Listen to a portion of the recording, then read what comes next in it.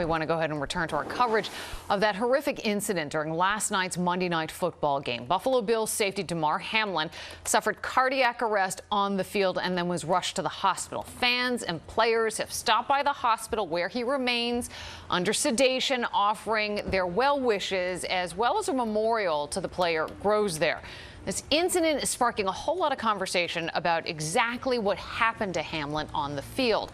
ABC's chief medical correspondent, Dr. Jen Ashton, joins us now to talk much more about this. Hi there, Jen. Hi, Liz. How are you? Good. It was really traumatic to watch this last night. Let's go ahead and start with the cardiac arrest. Do we know yet what possibly could have caused this? You know, Liz, I think, first of all, in the coverage today in this, which has become, with good reason, a national story, there has been so much speculation, largely on the part of physicians, about what could have caused it. Why is that? Because in medicine, we have a list, and it literally runs from the neurologic to the cardiac, almost head to toe, if you will, of things that could cause sudden cardiac arrest. The bottom line is, at this point, it is speculation. We don't know if it was related to the hit or the tackle that occurred just seconds before.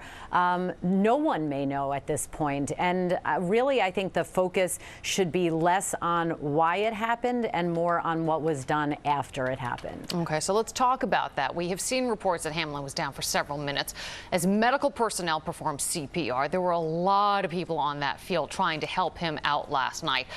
What sort of long-term impacts could he be facing? CPR is a traumatic way to save someone's life. Obviously necessary, but traumatic.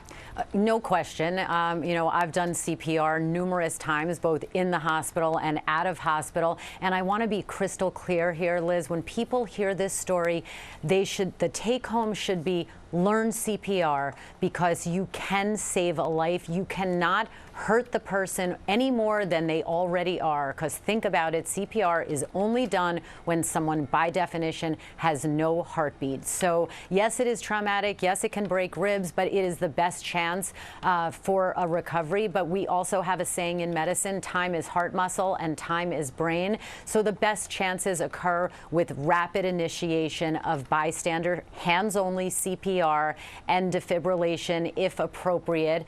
We don't know if a defibrillator was used. Not every cardiac arrest has what we call a shockable rhythm, but they definitely had one on the sidelines, and there were over 30 trained medical personnel there able to assist. But even if you were to come across someone on the sidewalk performing CPR, absolutely can save a life.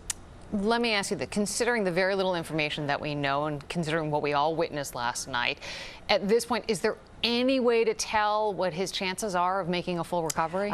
I don't even know that the hospital team taking care of him would know that. And again, more speculation. It's pretty standard for someone to be watched, you know, 3 to 4 days after a cardiac arrest, where they're kept sedated, and we monitor both brain and cardiac function. So it might be several days before that level of assessment can be ascertained when it comes to this particular case. Yeah, we know that we're still very early in the stage of his recovery, his prognosis, all of that. We appreciate your expertise and your insight. Thanks, Jen. Yep.